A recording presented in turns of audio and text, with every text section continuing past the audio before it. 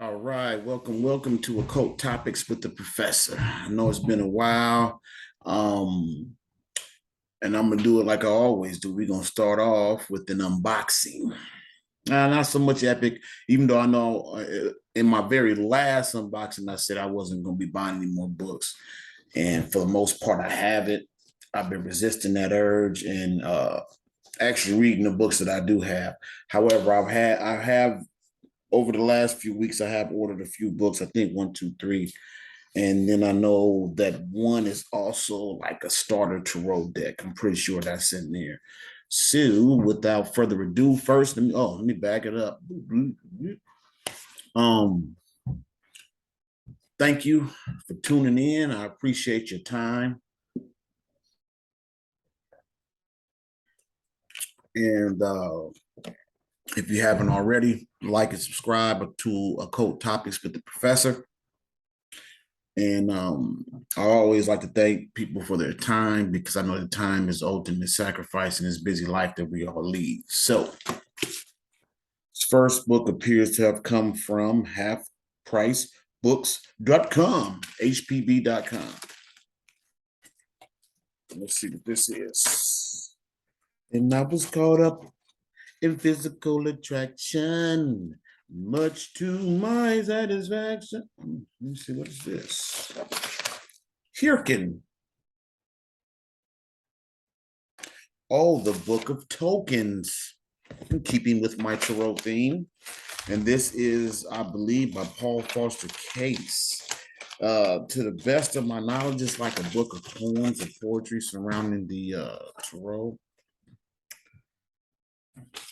Let's see. Yes, Dr. Paul Foster Case. The Book of Tokens, Tarot Meditations. Starts off, oh man, I hate this little lighting I got going on. You can't even see it. Or you can a little bit. He opens up with a nice little image of the tree of life. The Book of Tokens, 22 meditations on the ageless wisdom. Of course, that would be the 22 major arcana. Oh, he does it on the 20, well, 22 arcana, but he does it on the 22 letters of the Hebrew alphabet: Aleph, Beth, Gimel, Daleth, Hey, Vav, Zain, Chet, Teth, Yod, Kaf, Lamed, Mim, Nun, Samek, Ain, Pe, Zadi, Kop, Resh, Shin, Tav. And so I'm going to read the prologos. Hearken, O Israel, unto my voice, and give ear to mine instruction. My word shall go before thee as a pillar of fire by night and a pillar of cloud. Shalt thou follow it by day. Turn not aside nor faint, and it shall lead thee to a land of plenty, flowing with milk, the milk of life eternal, and the honey of unblemished wisdom. All righty. Let's see. And of course, he starts off Aleph with the image of the Fisu. Now read a couple. These. Oh, kind of like the format of this. I forget what motivated me to get this book. I know it's because I'm on tarot, but it was obviously dropped somewhere I respect it. So in verse 1, it says, I am without beginning, without end, older than night or day, younger than the babe newborn, brighter than light, darker than darkness, beyond all things and creatures, yet fixed in the heart of everyone. From me, the shining words flow forth. To me, all at last return. Yet to me, neither men nor angels may draw nigh, for I am known only to myself. Sounds like death.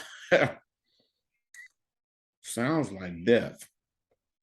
Even the same as mine in most, being absolute one, complete, whole, perfect, always itself, eternal, infinite, ultimate, formless, indivisible, changeless. Yeah, I'm gonna have fun meditating on this. And so, yes, this is a library book of some sort. Steve. some sort of receipt, but I will chunk it into the divine trash, into the cosmic waste bin. So yeah, uh, again, this is the Book of Tokens, Tarot Meditations by Paul Foster Case. Dr. Case is awesome when it comes to all things tarot and Kabbalah. Now, we should all know this smile.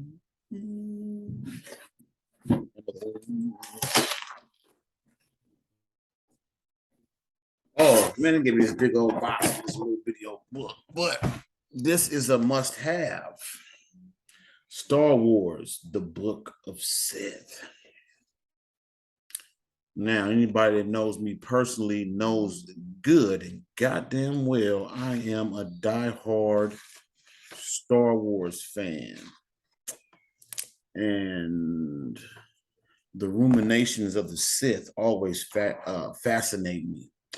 And the reason why I think a lot of people who are on this magical tip kind of gravitate towards the Sith is because, unbeknownst to most, Sith are just an allegory for the Hermetic path. The Sith are more Hermetic, Jedi are more Orphic, and they both represent polarities, but the Sith center around study, evolution, passion, self-sacrifice in a way that's like the antithesis to the Jedi self-sacrifice, in my opinion. And so in keeping, I will read a few passages. This is a note from Luke. Each recovered text has its own texture and size. We'll never know what the complete books look like. These pages are all that remain. So this is something that Luke Skywalker found. Post Battle Yavin. ABY, after the Battle of Yavin.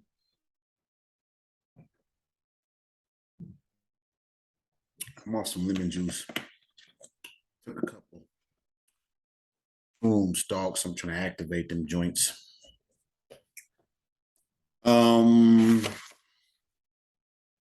Book of the Sith, Secrets from the Dark Side, preface. Oh, no, I like how it's written. So it's written in a way to where it's like, let me see if I can get it in here with this fucking glare. Because you can kind of see it. There's like notes in the corners because I guess Luke came across this book and in studying the Sith and Dark Lords of the past, he took notes in the corners. So this is the preface. It's by Dark Sidious, but I'm gonna read Luke's notes first. Emperor Palpatine kept many secrets in his storehouse on Wayland, including a chamber that went undetected until 24 ABY. So far, only Leia, Mara, and I know about the book. I want to make sure it's not dangerous before sharing it with the historical council. Luke was gatekeeping that joint. From the context, I believe Palpatine assembled the volume soon after declaring himself emperor or sometime around 19 to 18 BBY. Luke. New Republic Intelligence wants to review this book, and as a favor to Wedge and Leia, I've agreed. I numbered the pages for NRI's reference. New Republic Intelligence. This is Palpatine talking here. I have accomplished what no Sith had ever done before. Oh, shoot. Hold on one second. Sorry about that. I had to answer a quick phone call. So, let's get back to it. Preface, Dark Sidious. I have accomplished what no Sith has ever done before. I have destroyed the Jedi and subverted Coruscant. I sit on the throne of a new and unstoppable regime. I will shape the great galactic empire according to my own design. Sound like demiurge. The Sith have dreamt of this moment since the beginning of recorded history. I could not have achieved this prize without treading on the backs of those who came before me. He said treading. Explaining the failures of others, exploiting the failures of others in the way of the Sith. Since my days as a young noble on Naboo, long before I joined Darth Plagueis and began my apprenticeship, I collected dark side lore. The rubbings of Sith tablets and untranslatable runic scrolls were coveted and traded on the black markets by cultists, collectors, and museum curators willing to defy the Republic's ban on Sith artifacts. He's just ruminating on his victory. He was feeling himself. Some nice images. It's like some Dathomir. Let me see if I can get a good image of it.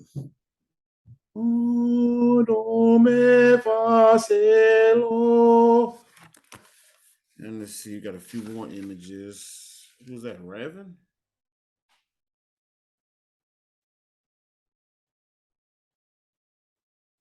Oh, Xandor. He was like a dark Jedi that eventually stumbled upon the Sith.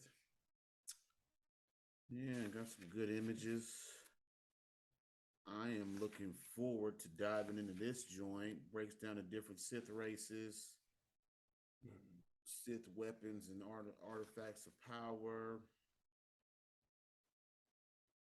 Oh, the Heart of Garoosh. Familiar with that artifact?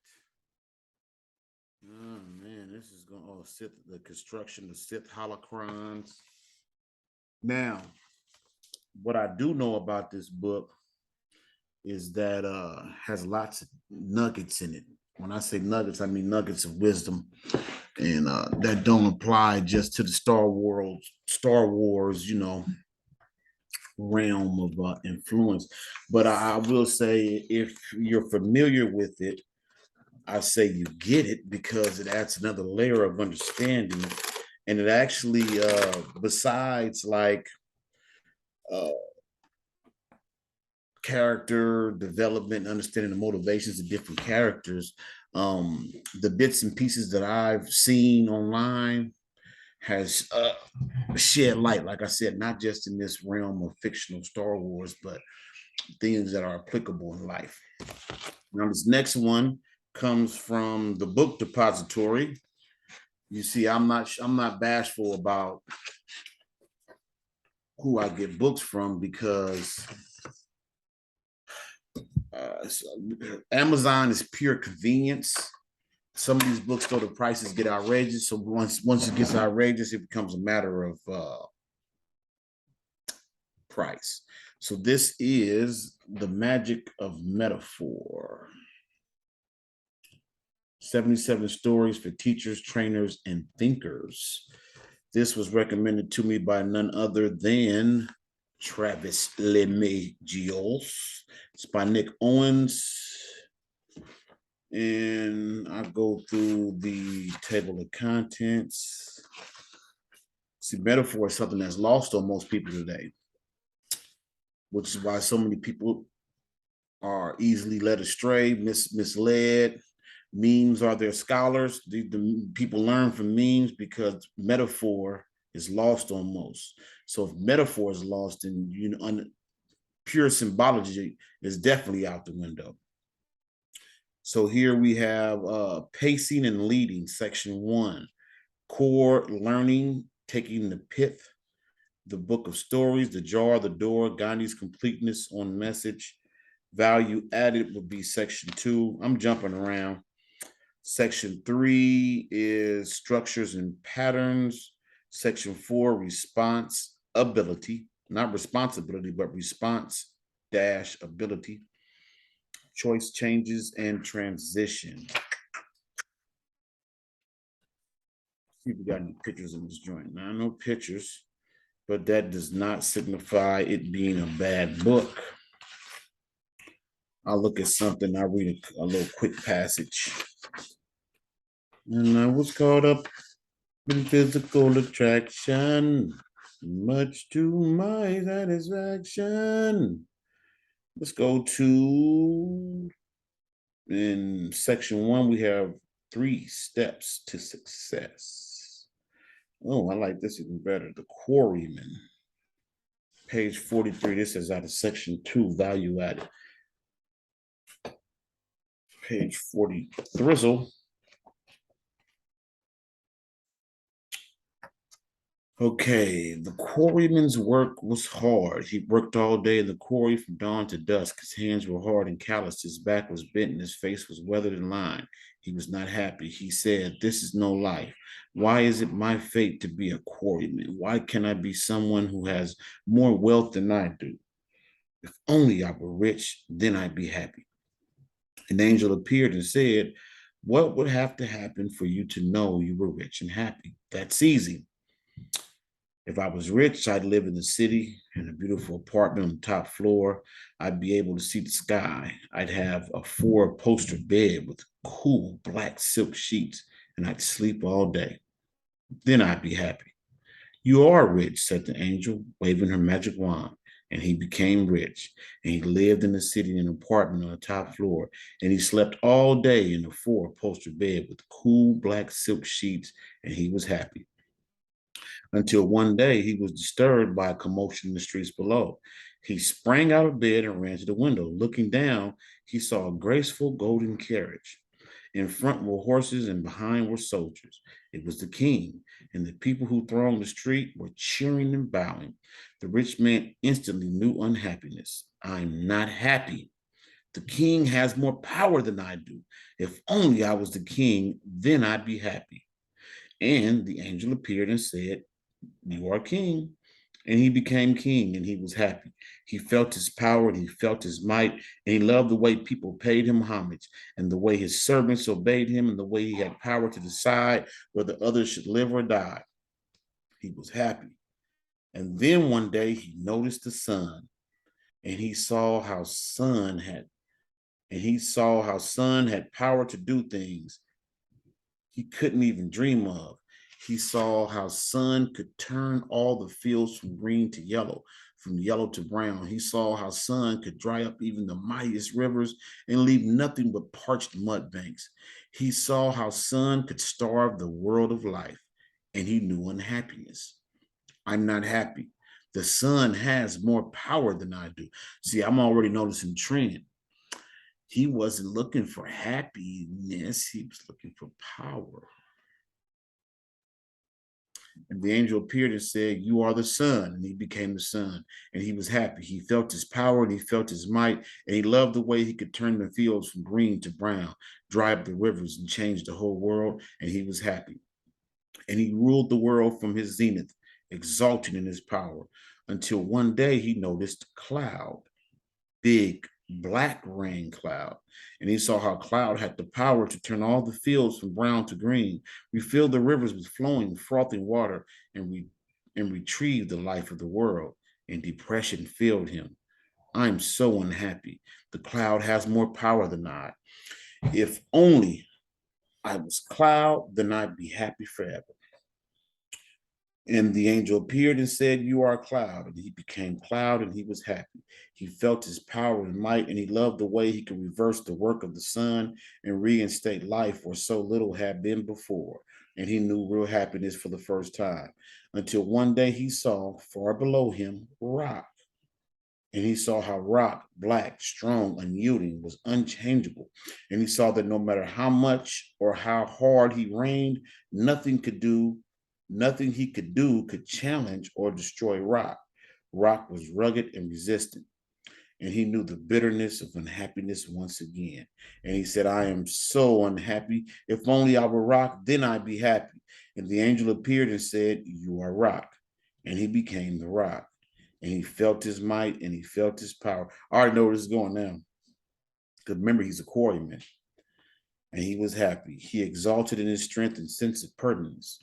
He loved his ability to withstand everything nature could throw at him. He laughed at the sun and he ridiculed rain cloud until one day the quarryman arrived. Yeah, I like that. So again, Nick Owens, The Magic of Metaphor. That little bit right there just made me think. So this final one, I'm certain what this is. Like I said, I got it off Facebook. I was on Facebook and it popped up. So you could get these like tarot decks. They got the little, I personally got it. When I saw it, I knew I wanted it for Good Lord. No, this is not it. Where the hell is my tarot deck? I know what this is. This is the critical thinking cards. Let me go take a look. I'll be right back.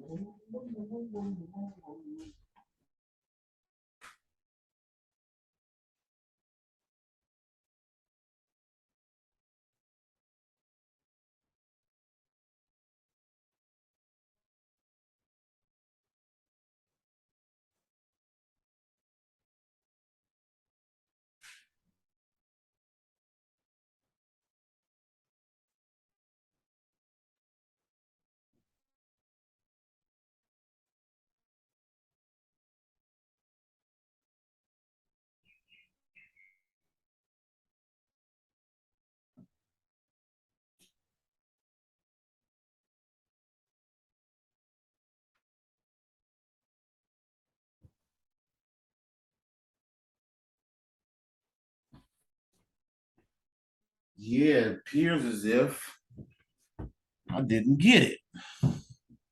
And that's horrible. Yeah, I paid good money for it, and I thought for sure it was delivered. But this is the problem with multiple deliveries, not opening up the deliveries when they come. To be honest, I have no idea who I even ordered. That little fake ass tarot. Now, see, I'm dissing the fake ass tarot deck. But in all things, I seek balance. And I threw that little bit in the universe, and I know I'm gonna get a whole lot more back in return, dog. So this is the critical thinking cards. This is one of those things that I was watching Travis Majors, and some of the things that he doesn't explain. I'll pause that YouTube video, get a good look, and I get it for myself. These are critical thinking cards. And I noticed him doing some demonstrations with it, and I said this could be useful in my knowledge of self and to train my thinking patterns to become more aware of my thinking patterns. Now, these critical thinking cards, they come from the schoolofthought.org. And I'll go through a couple real quick. And after this, I'm going to log off because I'm going to go on to do some tarot. Okay, it comes in sections. One section is your bias. The other section is your fallacy. And then there's a game. Oh, it's like a game. Okay. Fallacy pickup. Play all. Oh, okay. Bad thinking heads up. Take a random fallacy card or bias card, put it on your forehead with the front facing outwards, but without looking at it. It's like a game. So that way we learn better through game and song and rhyme and things like that. So this is a way for you to train yourself to think in a fun way. I like that.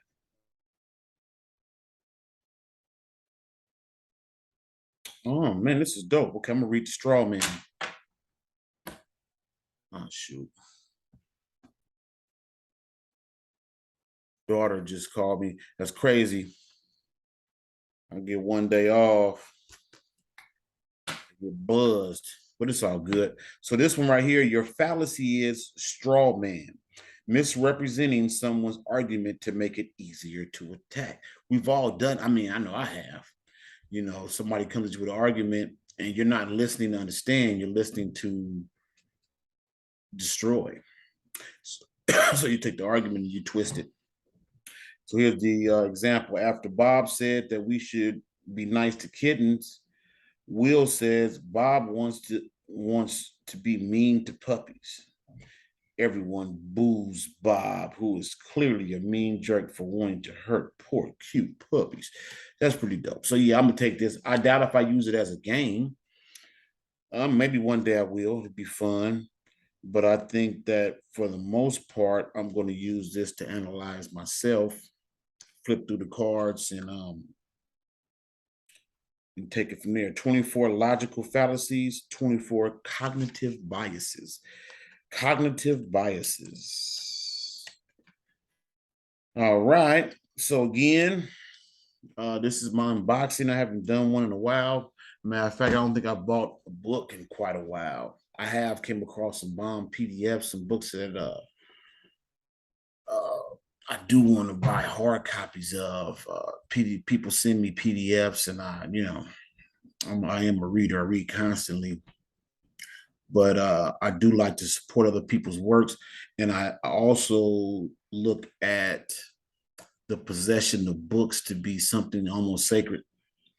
When I say almost sacred, I just mean that books represent an accumulation of knowledge, wisdom, and power, and it's right there at your fingertips. Uh, I was just recently telling somebody that I think reading all those PDFs for years kind of like ruined my eyesight. So, having said that, thank you so much for your time. If you rock with me, if you fuck with me, not because you're stuck with me, but you're fool with me because you're cool with me, I'm about to go into my tarot uh breakdown real soon. And I'm gonna tap right back in once I get this uploaded. So thank you for your time. If you haven't already, like, subscribe, share, Quote Topics with the Professor. I'll do a quick recap of the books and items that were displayed during this unboxing. Critical Thinking Cards by, what is it called? Oh, schoolofthought.org. The Magic of Metaphor by Nick Owens. Star Wars, Book of the Sith. And the Tokens of Tarot Meditations on the 22 Major Arcana. Thank you again. Peace.